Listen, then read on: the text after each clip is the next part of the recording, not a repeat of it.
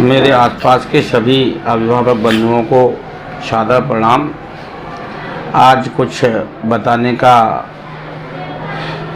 मन किया है क्योंकि इस नूतन वर्ष 25-26 में हम प्रवेश कर रहे हैं, तो हमें अभी आसपास के जितने भी पालक बंधु हैं और बच्चे हैं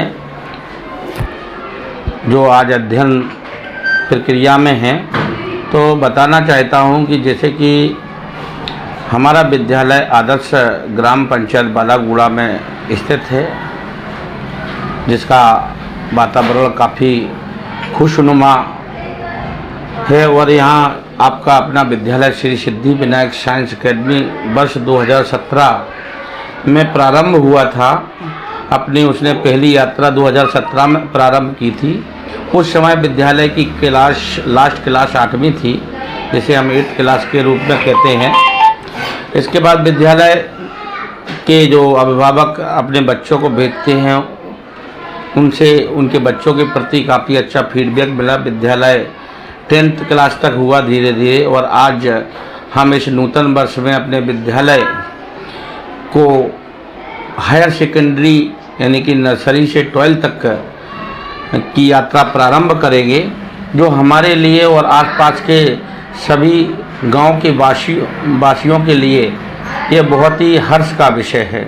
क्योंकि महोदय, मैं बताना चाहता हूं कि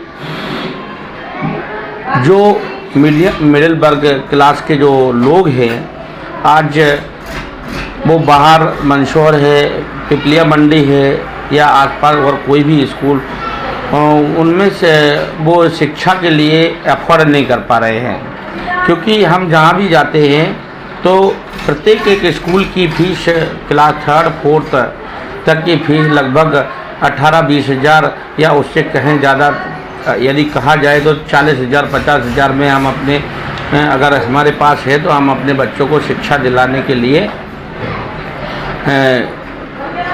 तैयार हो पाते हैं। लेकिन इतनी कैपेबिलिटी सभी में नहीं रहती है। तो बताना चाहता हूं कि महोदय, शिक्षा इतनी महंगी नहीं है जितना कि हम सभी समझते हैं। क्योंकि हमने देखा है, हम काफ़ी समय हो गया, हमें लगभग यहाँ 12 साल हो गए, हम 12 साल से स्कूल यहाँ लगातार संचालित कर रहे हैं। तो देखते हैं कि पालक 3री-4थी क्लास के लिए 30-40 हज़ार रुपये देते हैं और थोड़ी बहुत सुविधाओं के लिए अपने बच्चों को अच्छे स्कूल देखने के लिए भेजते हैं।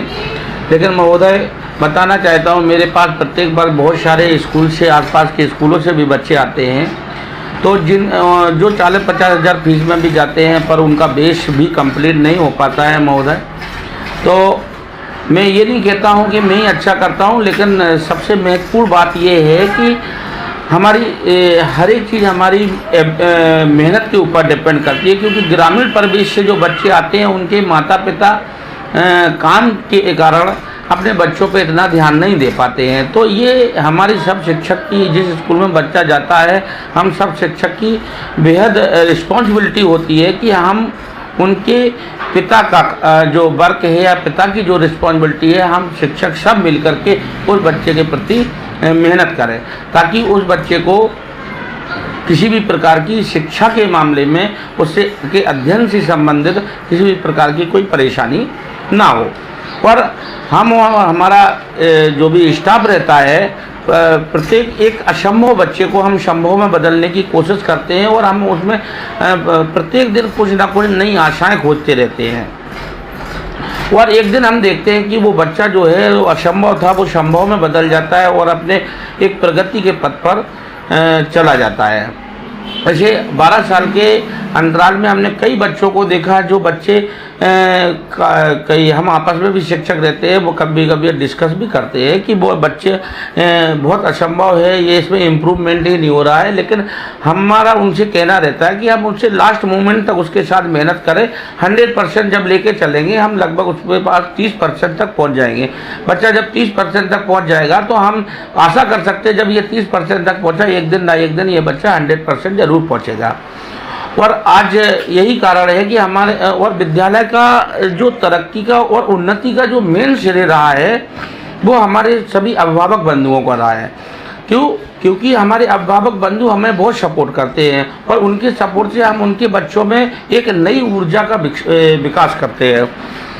और हमारा उन पालक बंधुओं से भी कहना रहता है कि अगर कहीं आपको समस्या कुछ रहती है तो बच्चा प्रत्येक दिन विद्यालय से घर आता है तो आप उसके जो बुक्स हैं, कॉपीज हैं उसके, तो आप उनको अच्छे तरीके से उन्हें देखें। और अगर कोई पालक ऐसा बोलता भी है कि सर हम खुद इतने पढ़े लिखे नहीं है, तो हम उनको बोलते हैं कि आप उसमें तारीख देखो। अगर उसमें तारीख जिस दिन बच्चे की देखा आपने बुक कॉपी देखी, उसमें यदि तारीख पड़ी हुई है तो हम उनको बोलते हैं कि आप तारीख तो देख सकते हैं। अगर तारीख नहीं है तो आप विद्यालय में संपर्क करें कि सर आज की डेट में क्या कुछ कराया नहीं गया था। इससे क्या होता है कि हम जब विद्यालय में संपर्क करते हैं तो विद्यालय का जो मैनेजमेंट है वो इस बात से बड़ा जागरूक हो जाता है और वो उस पर काम करता है कि पालक इस बात पर ध्यान देता है और हमें इस पर काम करना चाहिए। यदि विद्यालय मैनेजमेंट के द्वारा कोई प्रकार की कमी भी रह रही हो तो वो उस पर काम करता है और उस चीज़ को सुधारने की कोशिश करता है, जिससे क्या होता है कि विद्यालय और विद्यालय का जो स्टाफ मेंबर है वो सभी हमेशा एक्टिव रहते हैं और बच्चों के लिए काम करते हैं। और जब तक हम पालक खुद अपने बच्चे को नहीं देखेगा कि क्या हो रहा क्या नहीं हो रहा, तब तक स्कूल वाला कुछ नहीं कर, क्योंकि स्कूल वाले क्या करते हैं कि वो अपने आप में सही समझते हैं। जब तक हम किसी चीज़ को नहीं बोलेंगे तब तक कुछ कहीं